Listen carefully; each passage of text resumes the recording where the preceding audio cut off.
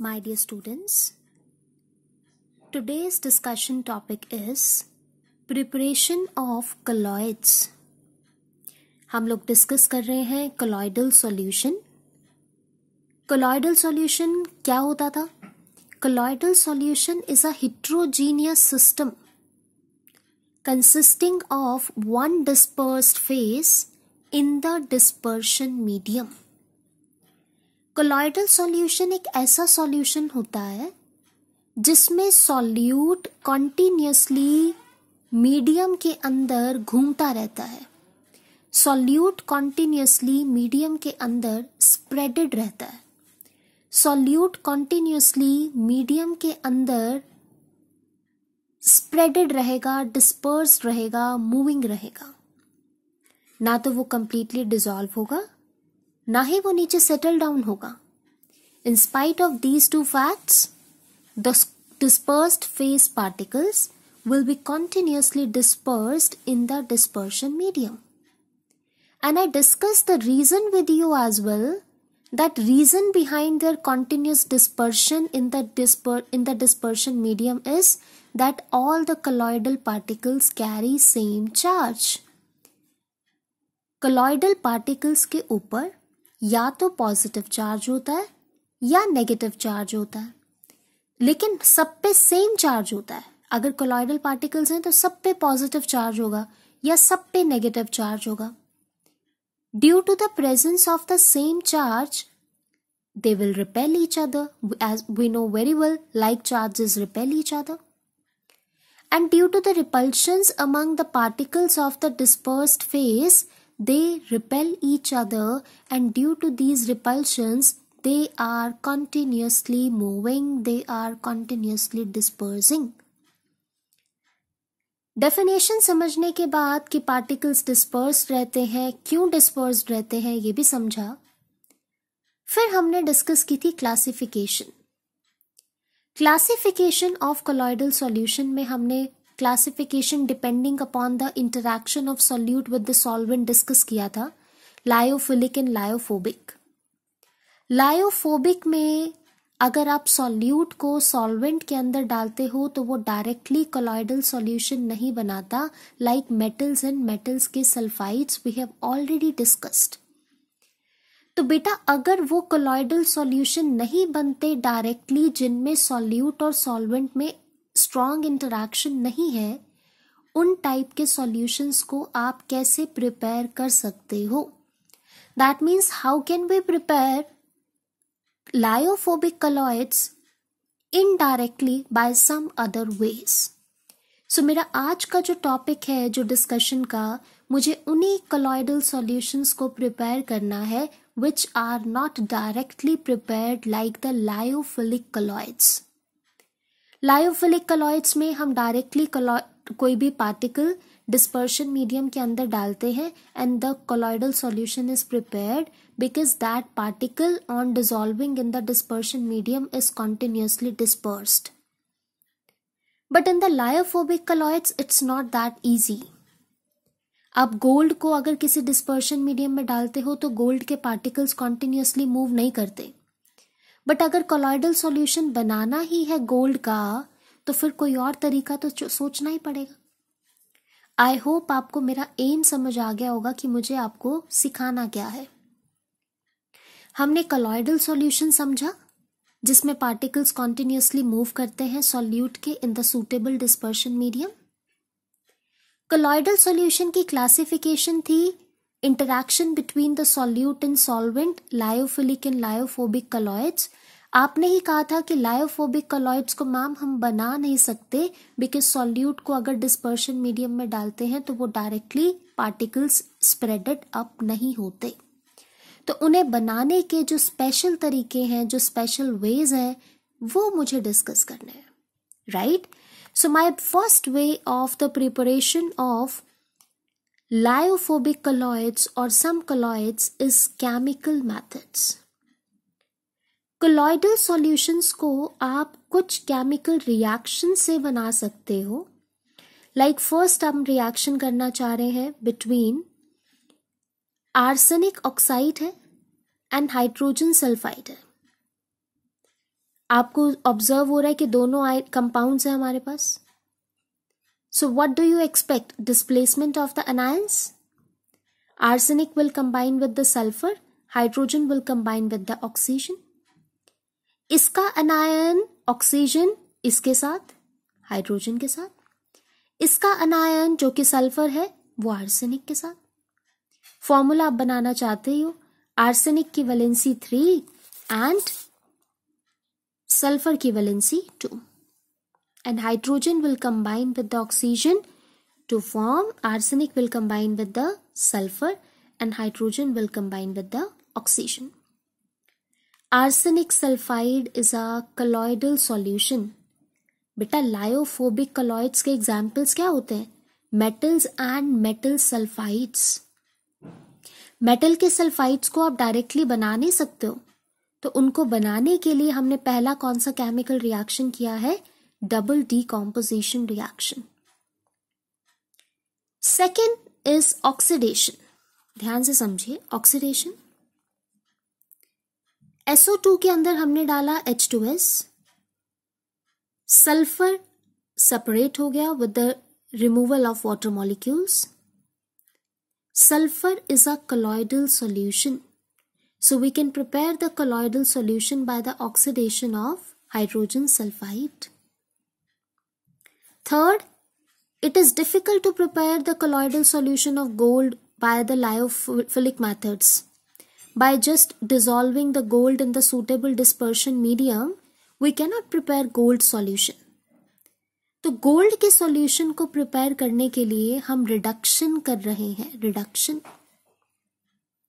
मैंने गोल्ड का क्लोराइड लिया, उसमें फॉर्मेल्डिहाइड डाला. फॉर्मेल्डिहाइड क्या करेगा? खुद की ऑक्सीडेशन और गोल्ड की रिडक्शन. आप अगर ध्यान से देखोगे तो aldehyde is converted into carboxylic acid. मतलब यहां एक ऑक्सीजन है एल्डिहाइड में और कार्बोक्सिलिक एसिड में 2 ऑक्सीजन है. तो addition of oxygen means oxidation. इसकी खुद की ऑक्सीडेशन हो रही है, मगर गोल्ड की रिडक्शन हो रही है, क्योंकि यहां पर गोल्ड का जो ऑक्सीडेशन स्टेट है दैट इज +3 और यहां पर जो गोल्ड का ऑक्सीडेशन स्टेट है that is 0.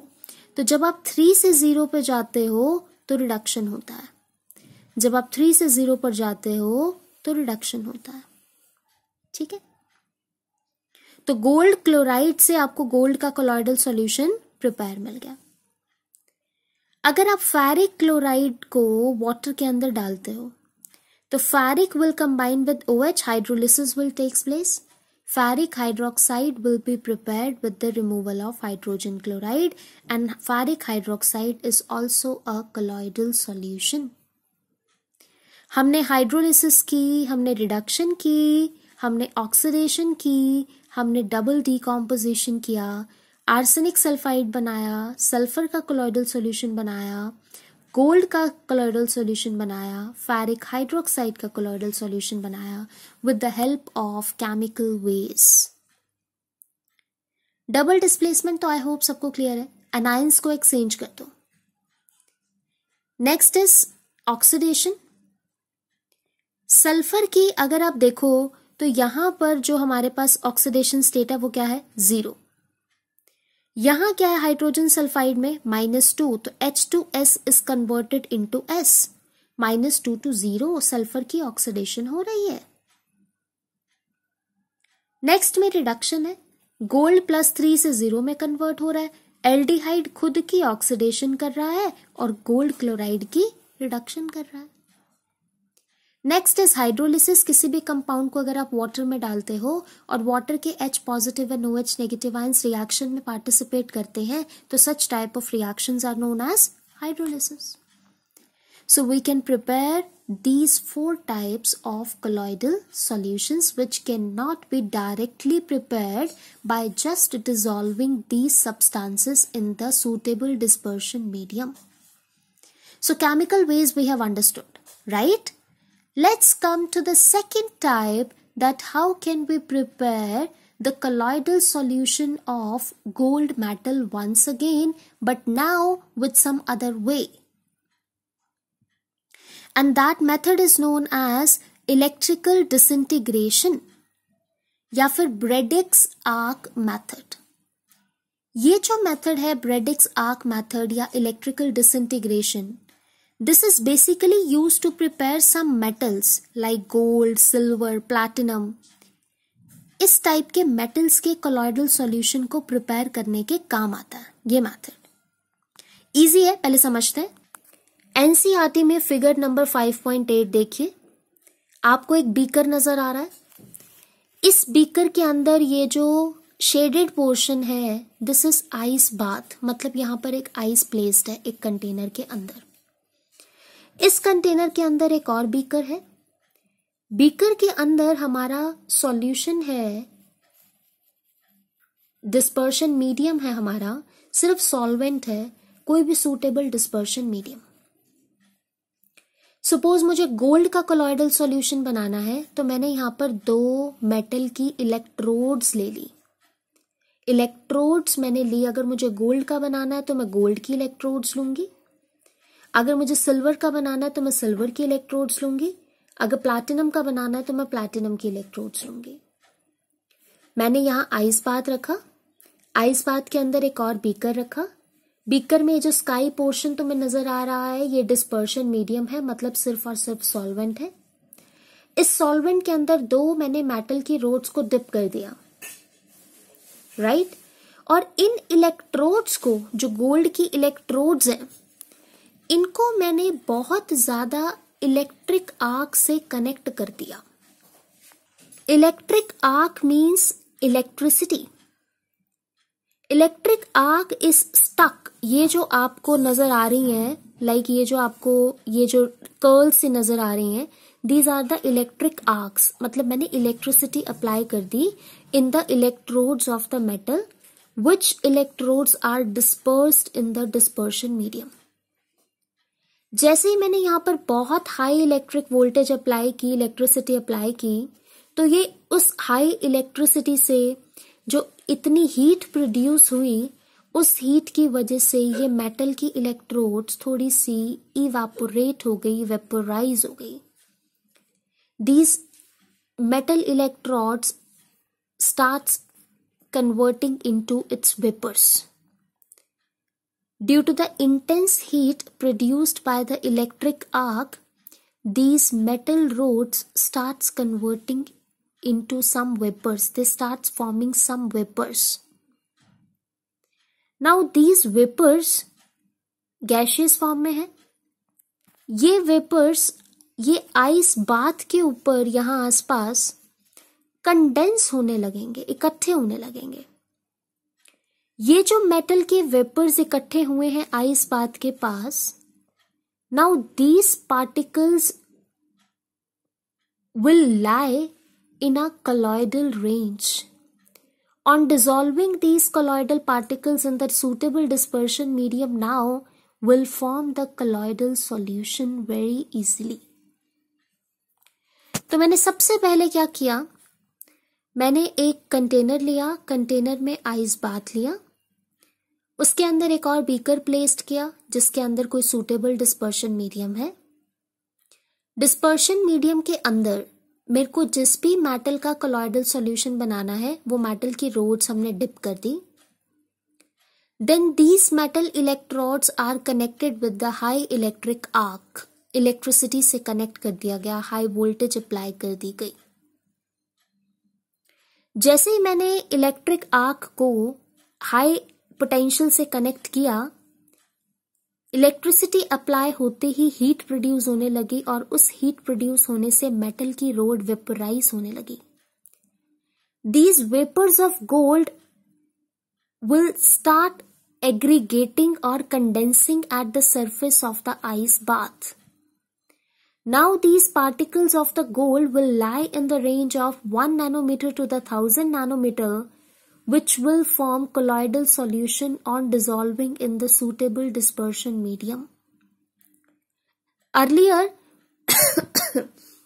when we dissolve the gold particles into the suitable dispersion medium, they don't form the colloidal solution. Why? Because at that time, the size of the particles is quite big. that was not lying in the colloidal range that it will form the colloidal solution directly. So our aim is to convert the size of the particles into the colloidal range so that it can form the colloidal solution. So for what I have done is, हमने metal की roads को electric arc से connect किया and due to the high electric arc apply intense heat produced which will vaporize the metal rod and these vapors will condense on the surface of the ice bath. Now these particles will lie in a colloidal range.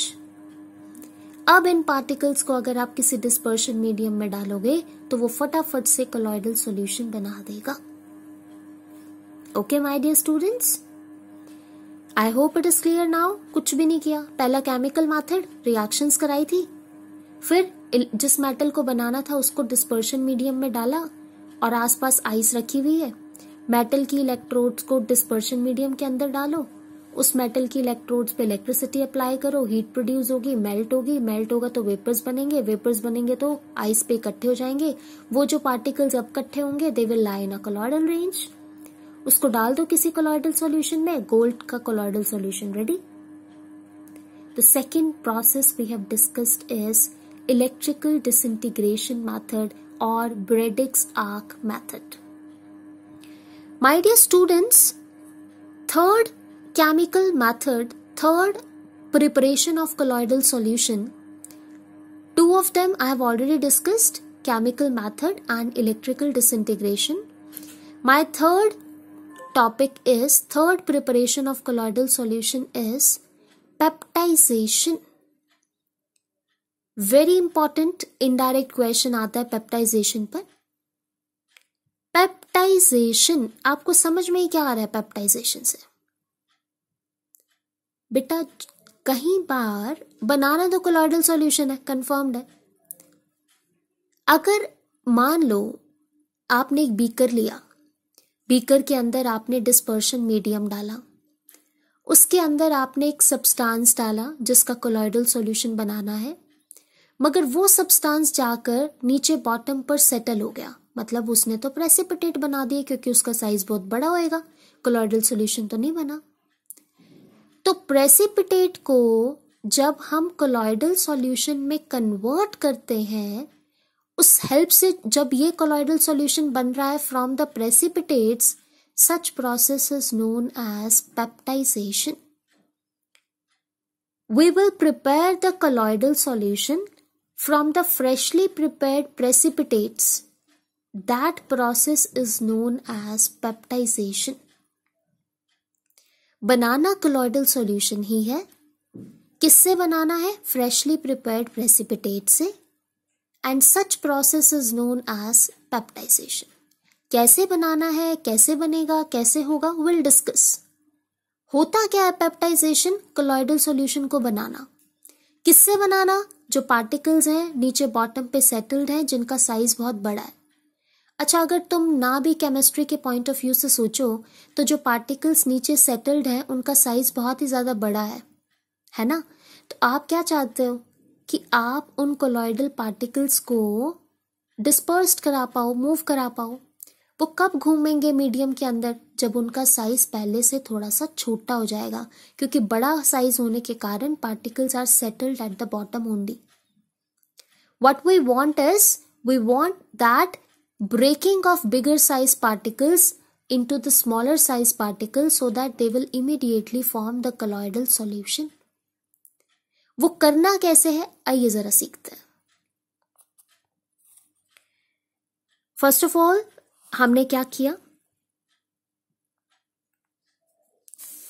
एक हमने beaker लिया. इस beaker के अंदर यहां पर suppose करो precipitates, freshly prepared precipitates. किसके हैं ये precipitates? Ferric hydroxide. Ferric hydroxides के एक सूटेबल डिस्पर्शन मीडियम था जिसके अंदर मैंने फेरिक हाइड्रोक्साइड को डाला, मगर इसका साइज बहुत बड़ा होगा तभी ये पार्टिकल सेटल हो गए हैं in the form of precipitates. But now I want to convert these precipitates into the smaller size particles into the colloidal solution. उसके लिए मैं क्या करूंगी, मैं इस मीडियम के अंदर कोई इलेक्ट्रोलाइट डालूंगी। सपोज मैंने इलेक्ट्रोलाइट डाली FeCl3। इन प्रेसिपिटेट्स बने थे डिस्पर्शन मीडियम के अंदर। इस प्रेसिपिटेट्स को कोलॉइडल सॉल्यूशंस में बनाने के लिए मैंने इनके अंदर एक इलेक्ट्रोलाइट डाला, और इस इलेक्ट्रोलाइट को क्या कहते हैं बच्चों, पेप्टाइजिंग एजेंट। क्या बोलते हैं, peptising agent. Now what will happen, ये जो प्रेसिपिटेट्स बने हुए हैं, ये इलेक्ट्रोलाइट में से कॉमन आयन को, जो भी कॉमन आयन है इन दोनों में, उसको अपने सरफेस के ऊपर अट्रैक्ट करेगा, एड्सॉर्ब करेगा, एड्सॉर्प्शन होगी फिर से, adsorption of the common ion from the electrolyte on the surface of the precipitates. Common ion कौन है, Fe3 पॉजिटिव, Fe3 पॉजिटिव। तो इसके सरफेस के ऊपर Fe3 पॉजिटिव आकर एड्सॉर्ब हो गया। The precipitate adsorbs one of the common ions of the electrolyte on its surface.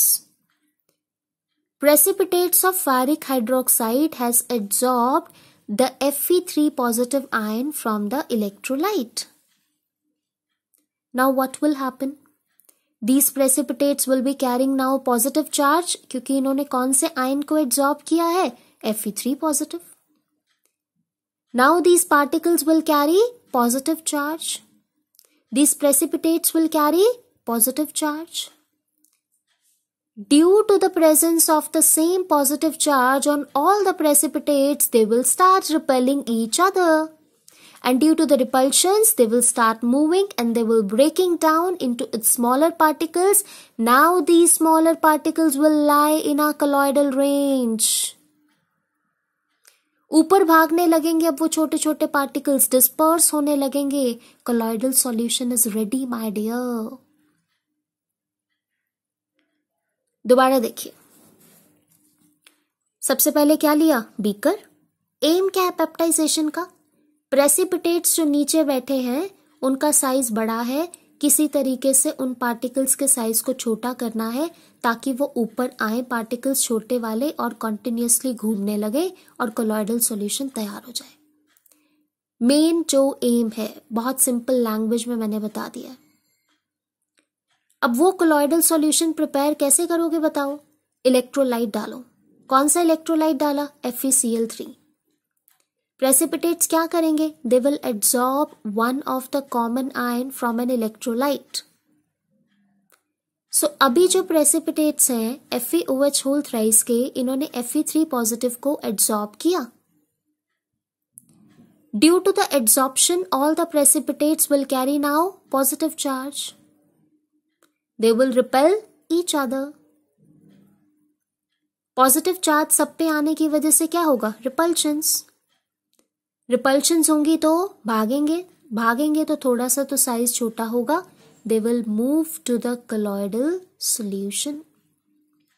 Hence, we have prepared colloidal solution from the freshly prepared precipitates by the addition of peptizing agent. So just go through these ways, 3 ways. One, chemical method. Second, Broddick's arc method. And third, peptization. If you find any problem, just give me a call. Okay?